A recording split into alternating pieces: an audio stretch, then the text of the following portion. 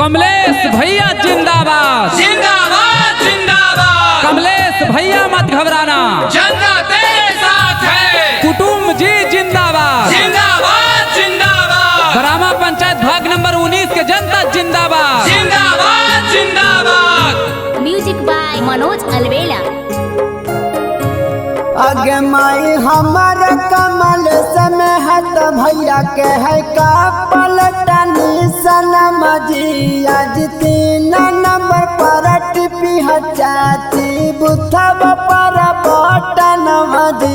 आज बुथव पर बटन चाची बुथव पर बटन जी। आज को पलट पर टिपी जाके बुथव पर बटन जी।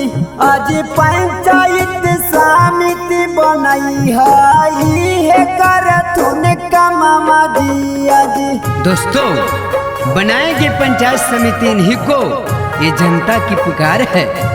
बनाएंगे पंचायत समिति इन्हीं को, ये जनता की पुकार है। बरामा पंचायत पूर्वी भाग नंबर 19 में कमलेश मेहता भैया की जय जयकार है।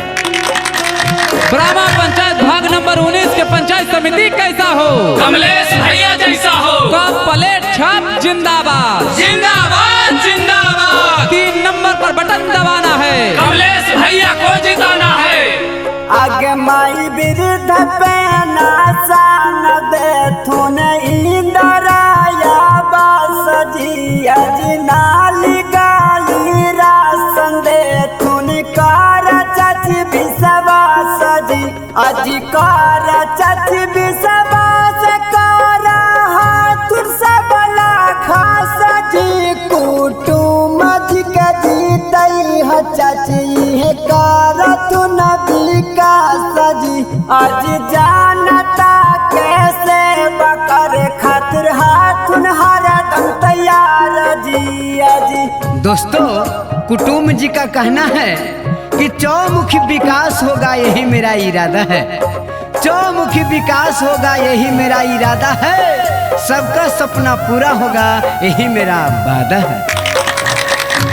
कमलेश भैया जिंदाबाद जिंदाबाद जिंदाबाद। आगे मैं बरामा पंचायत पूर्वी 19 के जनता भी जोड़ा हाथ न हथवा जी। आज दे दो चाची दे दो चाचा कमलेश भैया के सथवा जी। कुटुम जी के सथवा जी। आज मिली सबके हकवा जी। चुनाव चिन्ह निशान महकई कप पलटा छपवा जी। पंचायत समिति बनई दी हाई न के सथवा जी। दोस्तों, कमलेश भैया जी का कहना है कि जात पात का भेद नहीं, मानवता धर्म हमारा है। जात पात का भेद नहीं, मानवता धर्म हमारा है। झूठा वादा कभी न करना, विकास हमारा वादा है। कमलेश भैया मत घबराना, जनता तेरे साथ है। कुटुंब जी जिंदाबाद जिंदाबाद जिंदाबाद। बरामा पंचायत भाग नंबर 19 के जनता जिंदाबाद जिंदाबाद जिंदाबाद।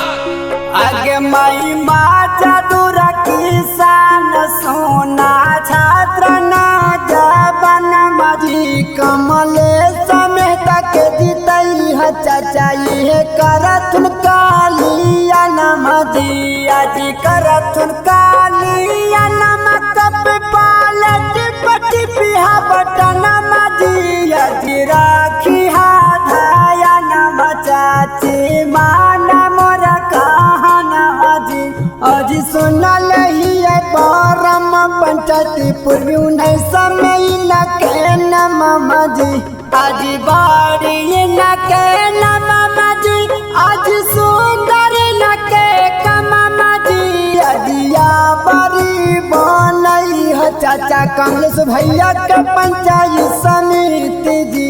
आज का पलट पर टिपी जाके बुथव पर बटन जी आज 3 नंबर पर टिपी जाके बुथवा पर बटन जी आज Recording by Anoranjana Studio.